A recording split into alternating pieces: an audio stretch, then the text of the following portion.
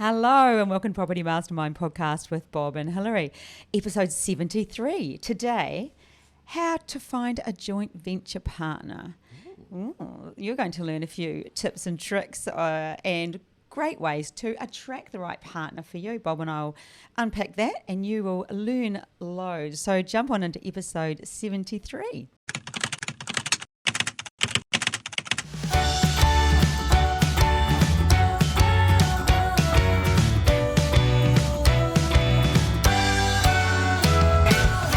Hello and welcome to episode 73, Property Mastermind podcast with Bob and Hilary. How to find a joint venture partner. This is a question we get asked on a very regular basis, and we covered it at our networking event. That was my session, sort of my area. So we thought, well, let's just share a bit of that with our external public who listens to us. But anyway, before we get started, giving away a copy, as we do, of Property Millionaires Exposed. If you would like a copy of this book, remember to comment favourably on our YouTube channel and make sure you subscribe to our YouTube channel as well. You can also listen to us on Apple or Spotify, and you reach out, let us know, and you'll just win one of these. It's that easy. This week going to Aisha Patterson. Thanks, Aisha. Wow, well done. Nice email about how we've actually helped her massively on her property journey. Yeah, so there you go. One of many, but that's great to hear. One of many, many, many. Okay, podcast. Get the mic in the right place to start with. Yeah, testing. We're not testing. We already did the test, but we're Joking. on. We're game on. Game on. We're live. Okay, so how do I find a joint venture partner? Bob, your first deal, when you were 22. Barely. Yeah, 20. How old were you? I don't know, early 20s. I have to work it back, It was a joint venture with a landowner. Well, almost. It was what we often call a vendor finance deal. And that was my very first one. I didn't go out looking for the deal. It sort of landed in my lap. And look, hey, there is such a thing as good luck.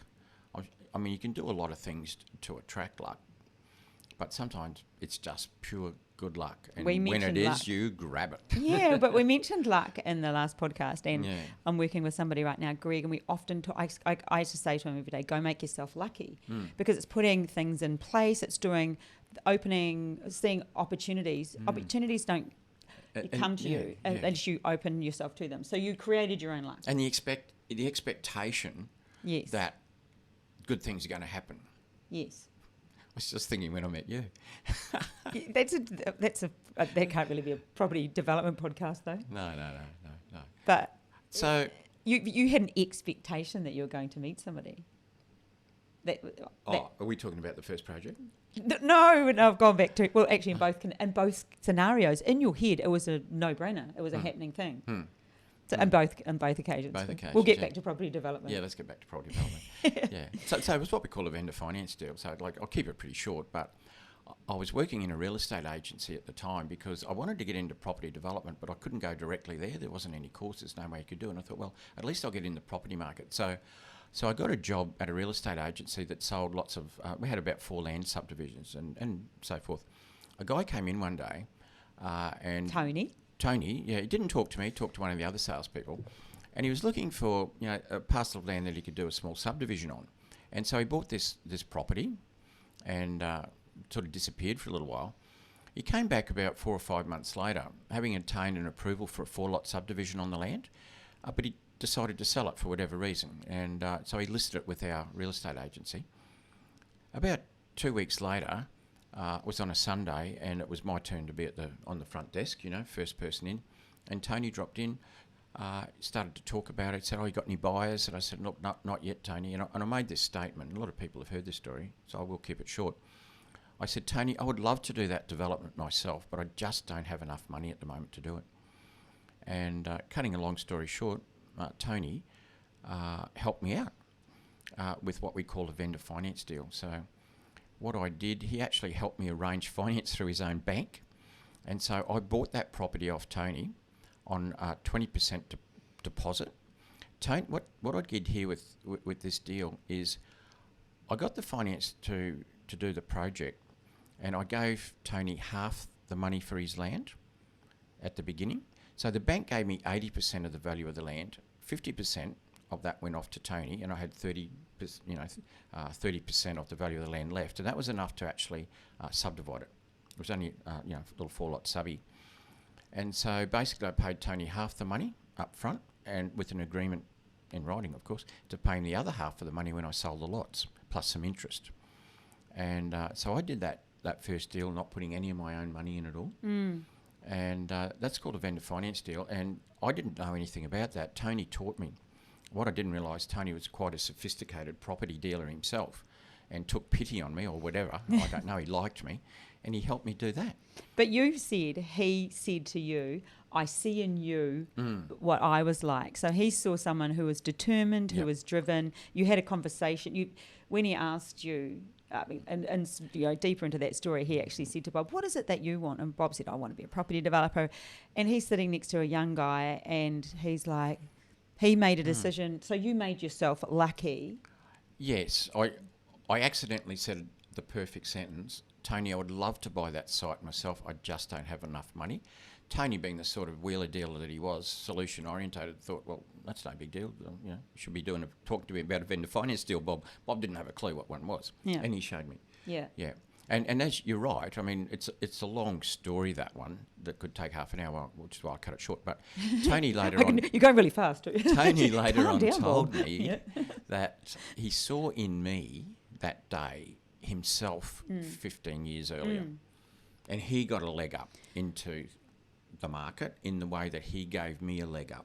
And had you been somewhat arrogant, somebody who wasn't very nice, he wouldn't have done that. So there's more to it than, there's all of that comes in behind you making yourself lucky. Yeah. He grilled me for probably half an hour before he actually made the offer to help. Isn't that similar to the Dale Carnegie story, Andrew Carnegie story? Is it? I don't know.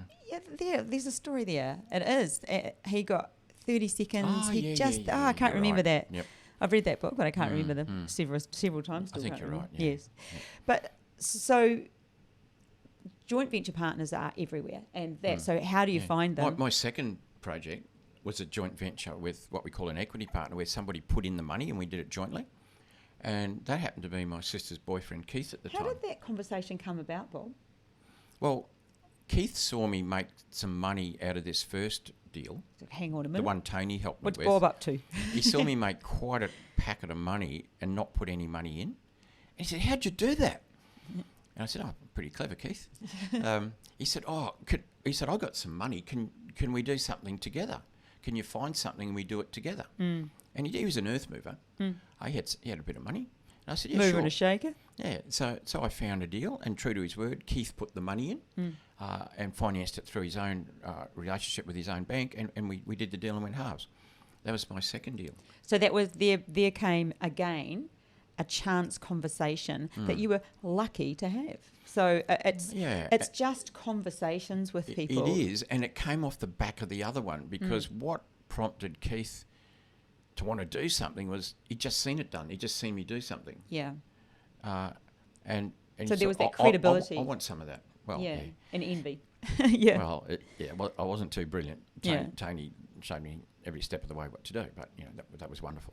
And so now I've done 2 deals, haven't put 5 cents in either of them, and you're not even 25. No, I made quite a bit of money. I thought, how long's this been going on? Where's this been? Where's this story been going on that I haven't learned about? That was on the Gold Coast. Yeah.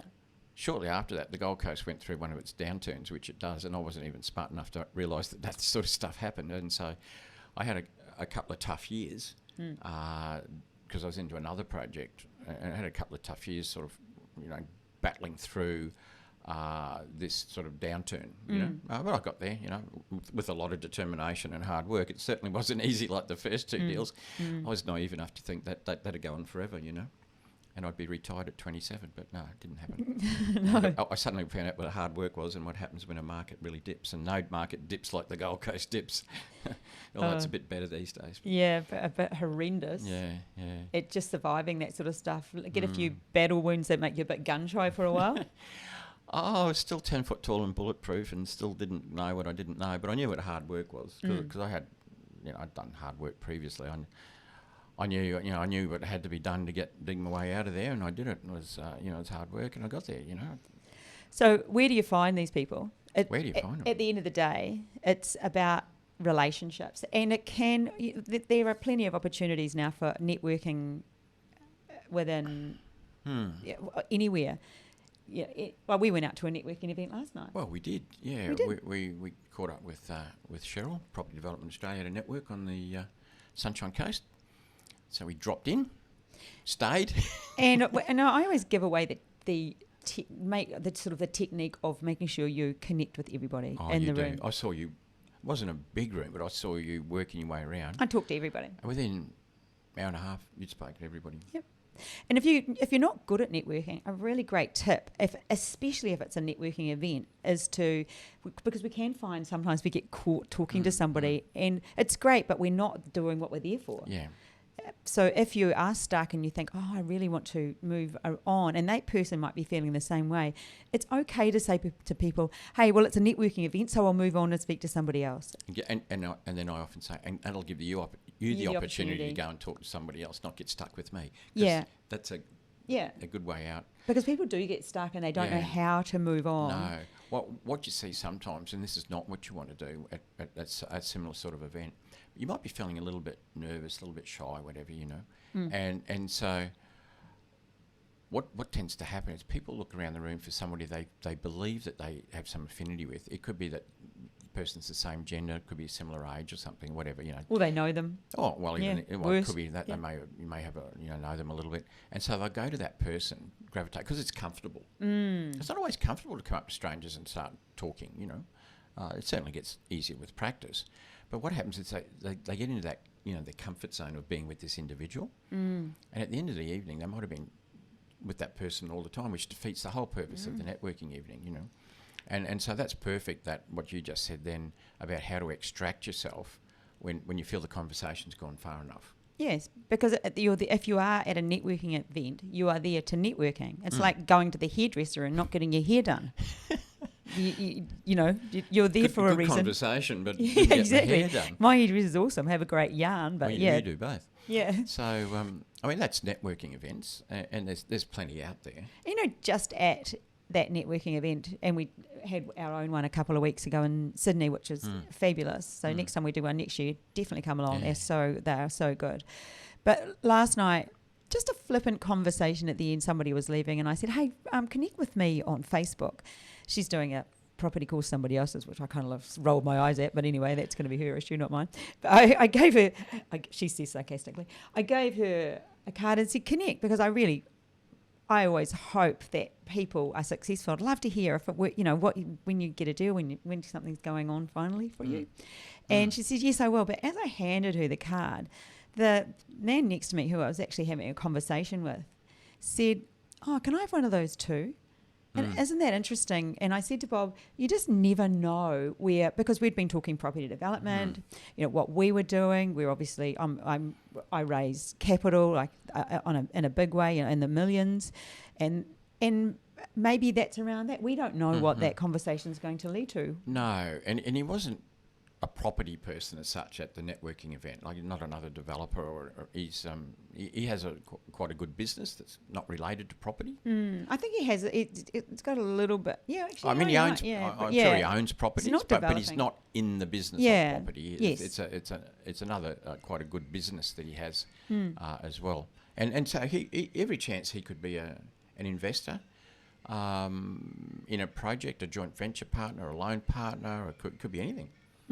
Because he's heard you talk about it, he's seen other people, he's overheard things, and it's good that he reached out for your card. Yeah, and that was that luck thing of me having made sure I've talked to everybody in the room, so I've created my own luck. Well, and you actually went there.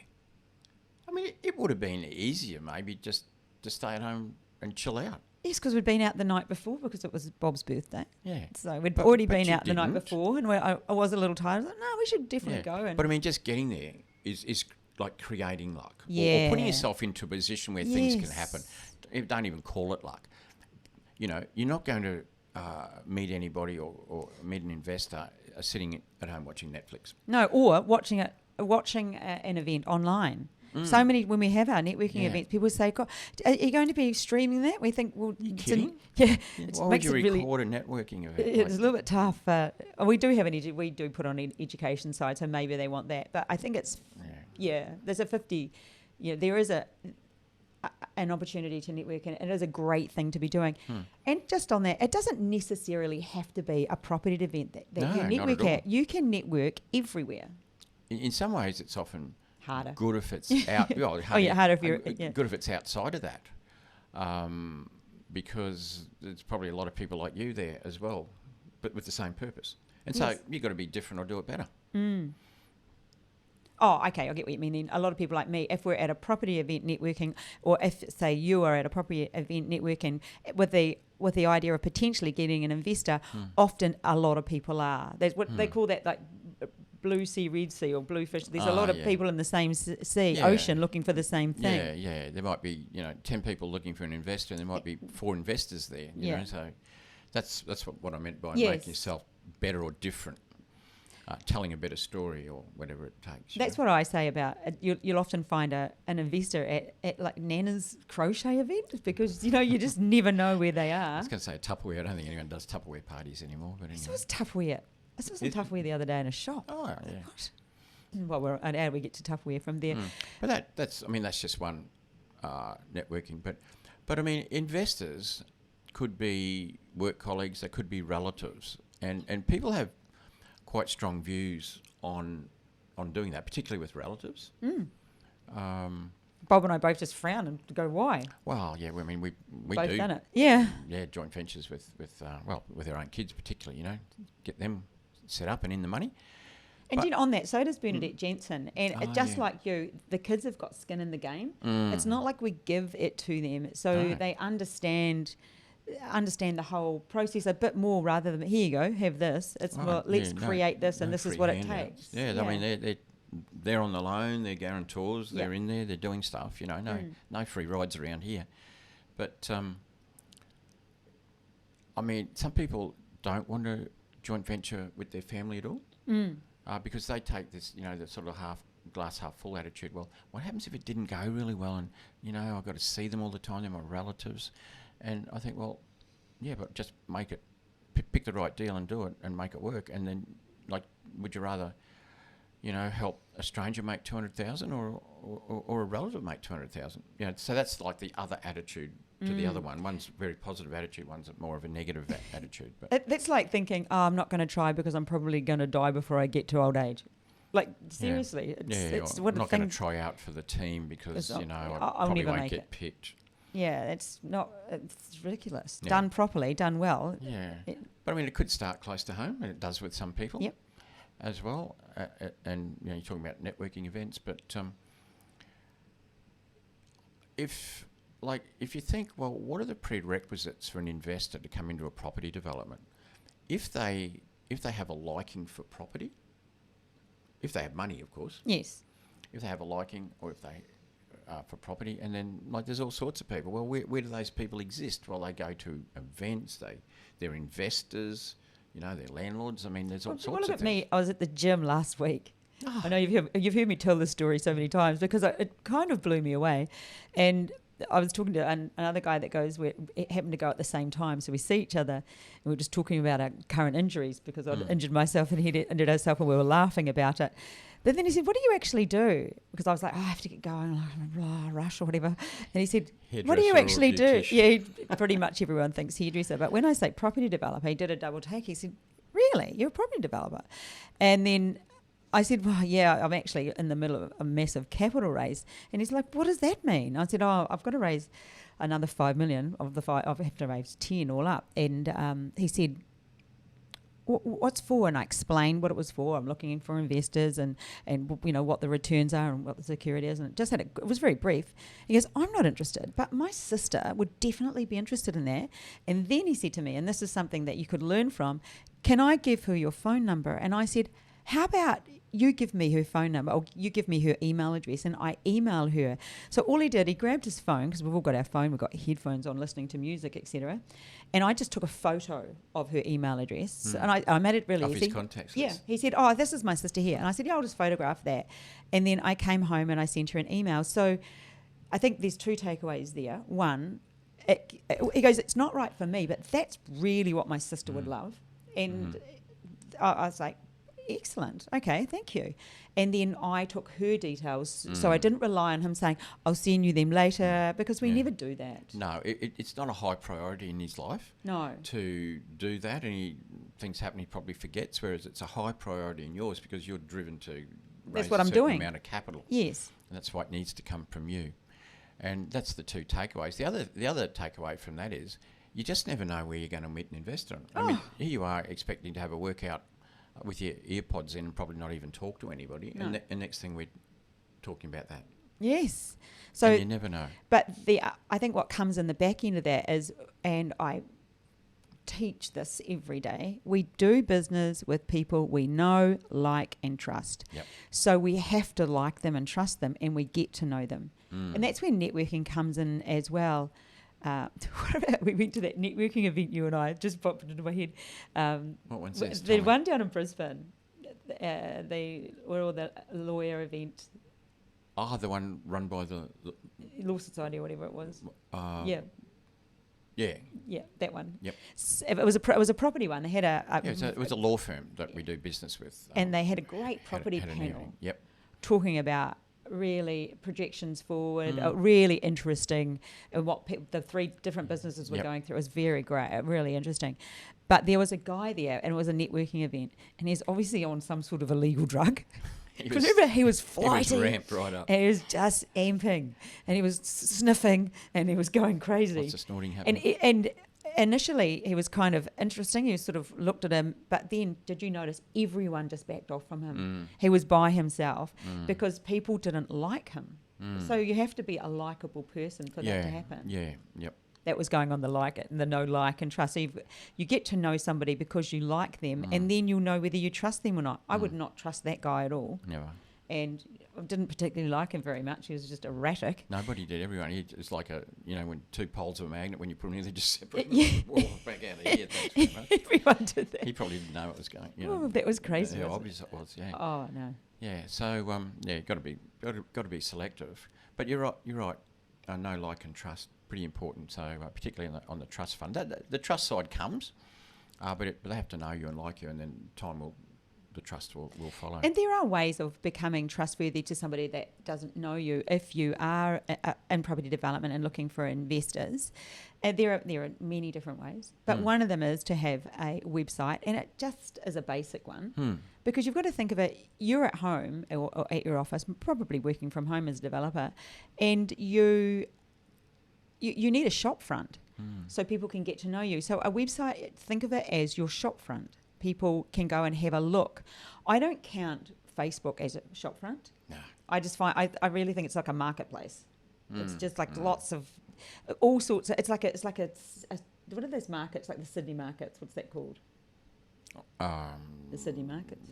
Yeah, there's one in one in Melbourne as well. Yeah, so so it's just like like a flea market. Like it's everyone. Facebook's like a flea market. Yeah. There you go. You heard it here first.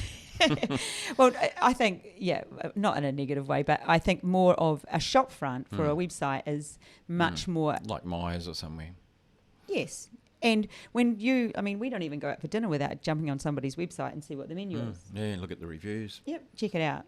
So it's important to have a picture of you on your website so people do business with you. They don't do business with your business name. You don't do business with Property Mastermind. You buy Bob Anderson's course or Bob and Hillary, however you know us. You do the Property Mastermind course, but you do because you want to learn from Bob, not from Property Mastermind. That's just two words. It's a registered company, that's all it is. Yeah. So you have to have a photo of yourself on it, and I think my favourite, Envision Property, yes. Sione and Adelaide, their website. They're two of our current mentoring Students. Oh my gosh! Actually, we'll put the link below so people can see it. Yeah, it's brilliant. Yep, and that's what you need to do. So it's about perception. It's about how you're perceived by potential investors. And if you're perceived to be unprofessional. Erratic, Yeah, erratic. like our mate. Yeah, too much of that. You just don't have that professional presence. Like people, like in property development, they're not investing like $20. You know, it's probably hundreds of thousands of dollars. Yeah. And what you need to do is to put yourself on the other side of the fence, if you like, as an investor. If you had $300,000 or $400,000, you're looking at investing into a project. What sort of developer would you like to invest with? And then you be that developer. And in terms of professionalism, presence with a website, make LinkedIn profile. Yes. I mean, we've got the classic story that we tell at the workshop. It was a great story, though. Yeah. One of the mentoring students that we were working with, he really took on board all of this and did everything. He had a meeting with a potential investor, and it was for a substantial amount. This guy was putting all the money in. It was a good meeting. He turned up and he shook his hand and he started to sort of sell himself or create a connection. And the investor said to him, "Don't worry, mate. I've already looked you up. I've been all over your website. I've gone over LinkedIn. Yeah, I'm good." Wow, how good was that? Yeah. So don't underestimate what your online stuff, especially what you put out there, what you say. It can be seen and it can be really useful for you. Yeah. And can I say something else too about who you are? What are you? Well, you're a property developer. That's Yes. that's your career, your occupation. I'll say two things about that. When you're starting off, you must believe, even before you do your first project, that you are a property developer. Yeah. Even before you do your first project, you are in there. You would have done the course or whatever. You may or may not be in the mentoring program, but you are a property developer. You're not a. But you should do the mentoring program. It's a great program. You don't become a property developer after you've finished your first project. No. You are still a property developer. You have to be a property developer beforehand. And I mean by that is have the presence of a property developer, have the perception of being a property developer. Have a business card that says you're a property developer. All of that. But also, some people can suffer a little bit from imposter syndrome. Yes. Can you explain that for those that don't know? I knew you were going to go down this road. Because I've seen it. We have. They don't like to even put on their LinkedIn profile property developer because they don't feel like until they've done a property development that they can say that. And yet they've done all of the education, they're all good to go. And they want to attract an investor, but they just don't have they have to be able to say it. So imposter syndrome, as we know, is when we just keep talking ourselves out of it, basically. We feel like an imposter, like calling yourself a property developer. They feel like, I'm an imposter, I'm not one, which is not. It's so not true. No. You have to believe. That stops creating luck. We're talking about you always create your own luck. That stops the creation of luck. Yeah, and we've seen some people that had that affliction, shall we call it, Yep. who overcame it, and all of a sudden things open up. Even one of the mentoring students, remember, she was really struggling with saying property developer, and she just, got a website ready. She was just all good to go, but she just couldn't quite say it. And I said, "Could you say I'm a property enthusiast then?" Like I was thinking, could we just start with that just for a couple of weeks? And once you've started saying that, and then I had to kind of move her along until she could say property developer. Yeah, that's pretty funny. Yeah, it's a funny thing, but that's the sort of attitude that you need to have. You need to believe you are, and you are, and understand that the opportunities are everywhere. It's about being professional. It's about having conversations. It's about being able to say, like I was at another event last year, the beginning of this year, a conference for 3 days, and I'm getting lunch, and I'm sort of in a queue sort of thing, and I ended up chatting with two people who both wanted my business card, and epic fail on my part. I didn't have any on me. Ooh. But I took some the next day.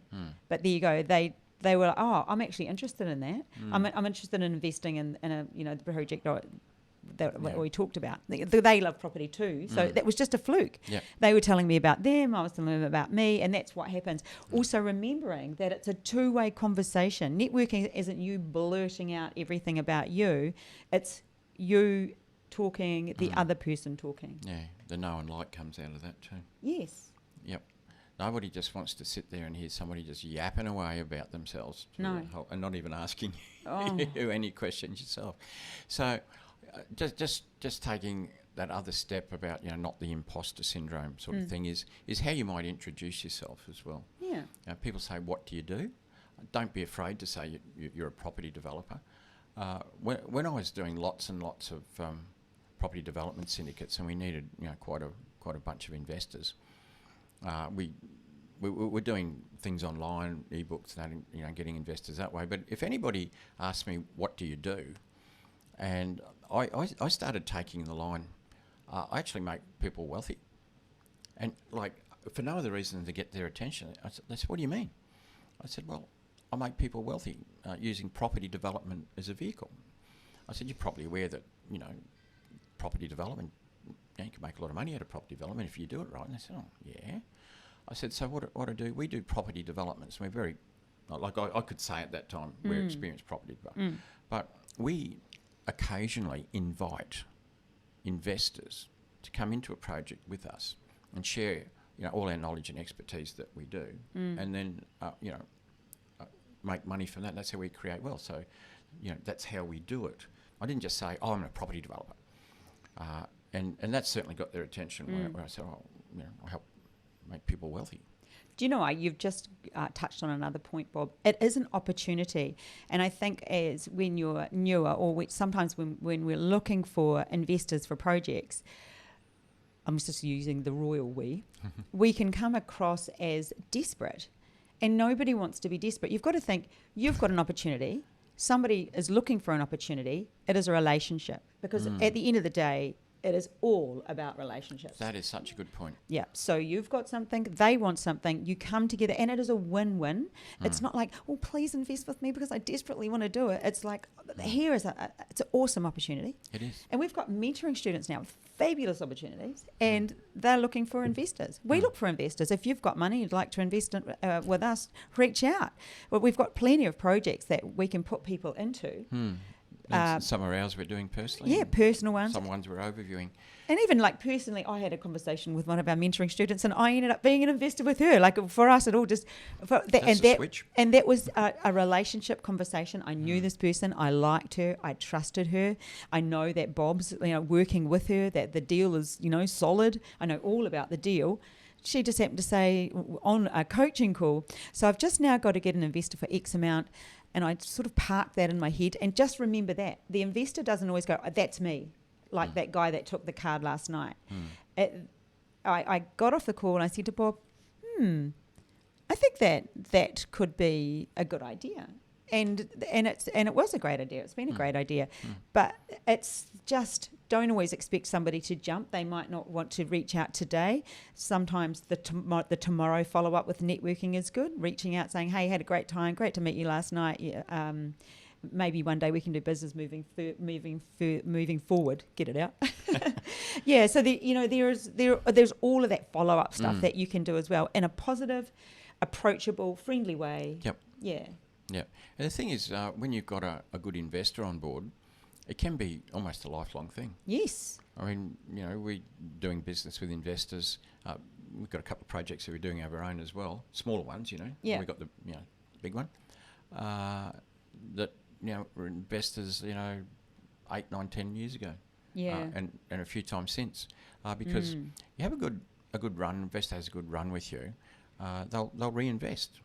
You make them money. They might be busy. They don't have the education. And what's happened too, on occasions, is that the people who are doing well tell their friends. Yes. And their kids in some cases, and then the kids who are grown-ups tell their parents, because we've got that going on right now in the with the retirement village capital raising. Yeah. I was doing a project that was slightly larger. It was a 15 apartment block. I got an investor, a fairly solid guy. He was introduced to me by a finance broker I know actually, and he put a reasonable chunk in, but I needed a fair bit more, and he said, oh, hang on, I'll ask my friends. Before I knew it, the whole thing was filled. Wow. Fully funded 15 apartments of this guy and some of his friends who also had money. So, yeah, you just, You one can never lead to know. more. And it's making yourself lucky, leaving yourself open for opportunity, and never knowing where any connection will lead you. Yep. Well, there you go. There's some ways to how to find JV partners. Yep. Just generally be a good person and make sure that you follow through and do it right. Yeah. And you'll get there. And don't be shy. Yeah. Look the goods. Be the goods. Yep. Be the goods. And you'll get there. Be genuine. Yeah. We're very genuine. This is it. I've noticed. Yeah, this is it. Yeah, there's nothing different ever. No. Exactly the same. Yep. Anyway, okay, I think that's a wrap. That's a wrap. Thank you. Well, Bob, I will see you next week for episode 74. Wow. 74, crikey. All right, thanks everybody, and I hope you got something out of that, a great takeaway. And we would have finished the workshop, but if you're interested in learning anything about any of our courses or our new mentoring program, we have had a longer mentoring program, we're launching something new. Check us out or give me a call if you're interested, or send me an email, admin@propertymastermind.com.au. Anyway, look forward to talking to you next week. See ya. See ya. Bye.